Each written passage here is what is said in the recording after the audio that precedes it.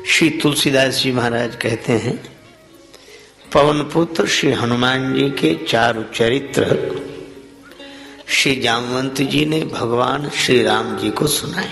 श्री हनुमान जी महाराज पवन पुत्र हैं। पवन की तरह उनकी भी अपनी विशेषता है के द्वारा होते हुए कर्म दिखाई देते हैं, उनमें कर्ता भाव नहीं दिखाई देता। संदर्भ में मैं चर्चा करूंगा, किंतु लोग अहिंसावादी हैं। अहिंसा परमो धर्मः ही संदेश है। बहुत बार ऐसे होता है, अगर गंभीरता से विचार करें तो जैसे कृपा क्रोध की शैली में भी प्रकट होती है। मान लो ने विद्यार्थी को दंडित किया और बहुत क्रोध में, तो है तो वो क्रोध, पर क्रोध की शैली है, तत्व तो कृपा का है। वह चाहता है कि इसका कल्याण हो, शैली क्रोध की है पर है कृपा। मुझे एक बात याद आई, एक मैया अपने बालक को बुरा भला कह रही थी, अरे तू मर जा, तू चला जा यहाँ से, तेरी शकल न दिखे, तू तो अभी। सो एक महात्मा सुन रहे थे। सो महात्मा ने कहा कि मैया ऐसे बोलती है, अपने बालक से ऐसे बोलती है। तो मैया वहां तो बोलती रही और एकांत में आके महात्मा से बोली, कहने लगी कि तुम क्या समझते हो, क्या मैं ये भीतर से बोल रही हूं? भीतर से नहीं बोल रही हूं। थोड़ी देर आंख से ओझल हो जाए बालक तो माता छटपटा के पूछती, कहां गया? अभी तो यहीं था। और सामने आने पर कहती, शकल मत दिखाना। अच्छा, इस दृष्टि से मैं आपसे निवेदन करूं कि जैसे कृपा क्रोध की शैली में भी प्रकट होती है, इसी तरह अहिंसा भी कभी कभी हिंसा की शैली में प्रकट होती है अहिंसा ही। और अहिंसा की इस गहराई को न समझ पाने के कारण बहुत लोगों ने भगवान श्री कृष्ण तक को नरक में डाल रखा है कि उनके द्वारा इतने लोगों का, उनके उकसाने पर इतने लोगों का वध हुआ, अगर वो चाहते तो नहीं होता। तो भगवान कृष्ण को भी अहिंसक नहीं माना गया, तो राम जी को कैसे अहिंसक मान ले? भगवान कृष्ण ने तो औरों के द्वारा उन उपद्रवियों का विनाश कराया, पर राम जी ने तो स्वयं धनुष पर बाण चढ़ाकर रावण को मारा। लेकिन आप ऐसे सोचें कि जैसे किसी के शरीर में फोड़ा हो जाए और डॉक्टर उसका ऑपरेशन करे। अब आप ये बताओ कि ये ऑपरेशन करना हिंसा है कि अहिंसा है? जो उस तरह से सोचेगा वह तो कहेगा कि ये हिंसा है, लेकिन डॉक्टर जानता है और समझदार आदमी भी जानता है कि ये हिंसा की शैली में अहिंसा ही है। फोड़े का ऑपरेशन करके उसके संपूर्ण शरीर को बचाना है, यह अहिंसा है। पर फोड़े की तो हिंसा करनी ही होगी, भले ही वह शरीर में ही है और शरीर का एक अंग को प्रभावित किए हुए है, पर संपूर्ण शरीर की रक्षा के लिए उस फोड़े का ऑपरेशन। तो इसी तरह रोग को मिटाने के लिए की गई हिंसा भी अहिंसा ही है। मतलब कहने का यह है कि बहुत, जैसे आप खेती करते हैं, गेहूं चना की खेती करते हैं, कुछ अनावश्यक घास उगाती है तो निराई करनी पड़ती है। हमारे यहाँ भगवान श्री कृष्ण कहते हैं, वृक्षाणाम अश्वत्थो अहम, मैं वृक्षों में अश्वत्थ हूं, पीपल हूं।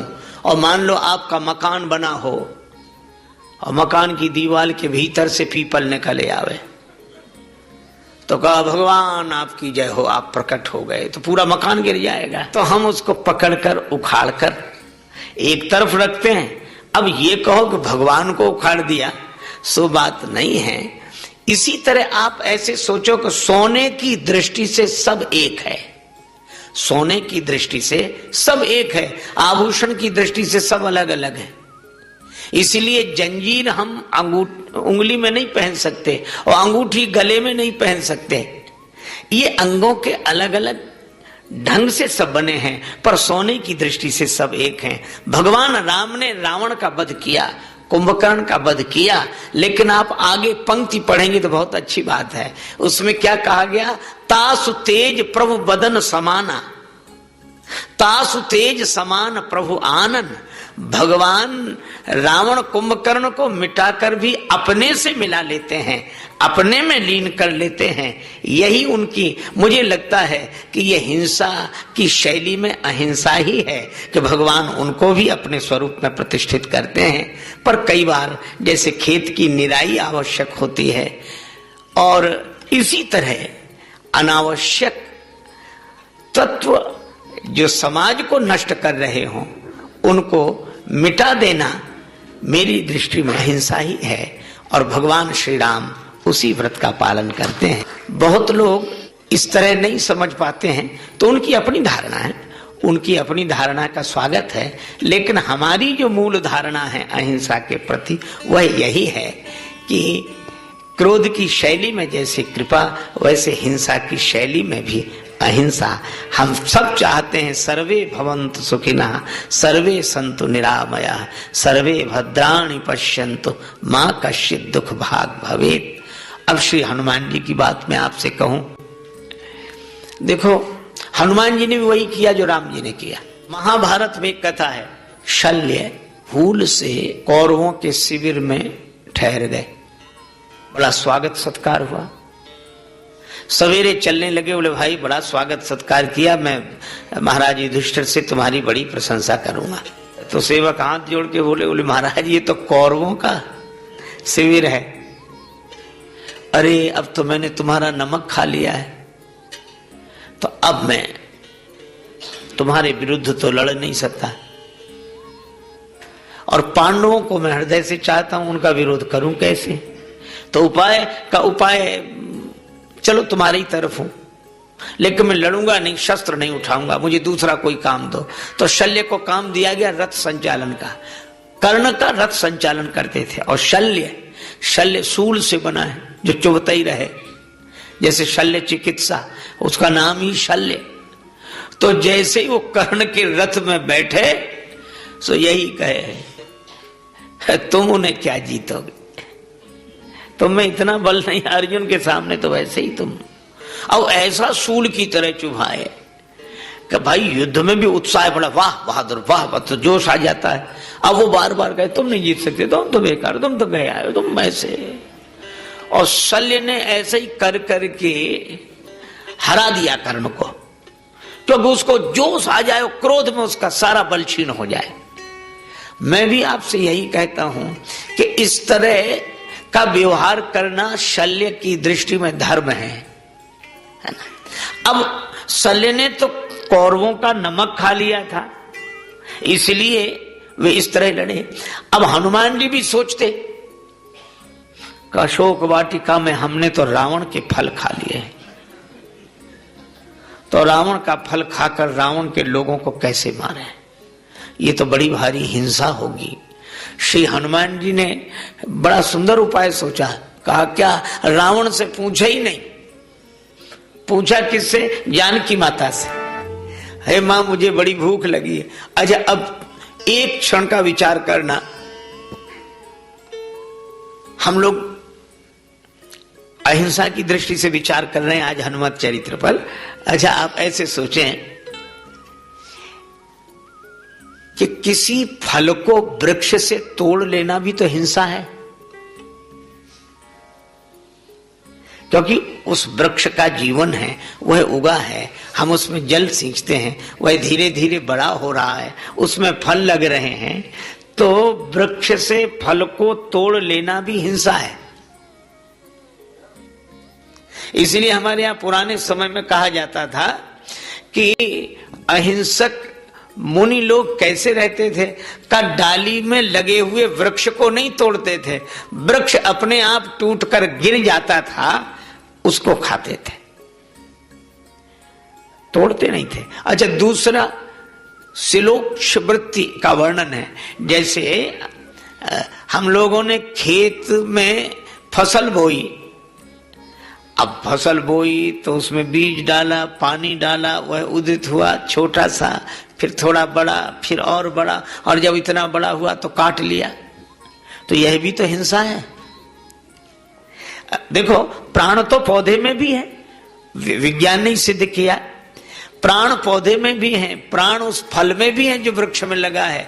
लेकिन हम काट, और अपने को हम सोचते हैं कि हम तो शाकाहारी, हम अहिंसक हैं। अरे यहां भी हिंसा है।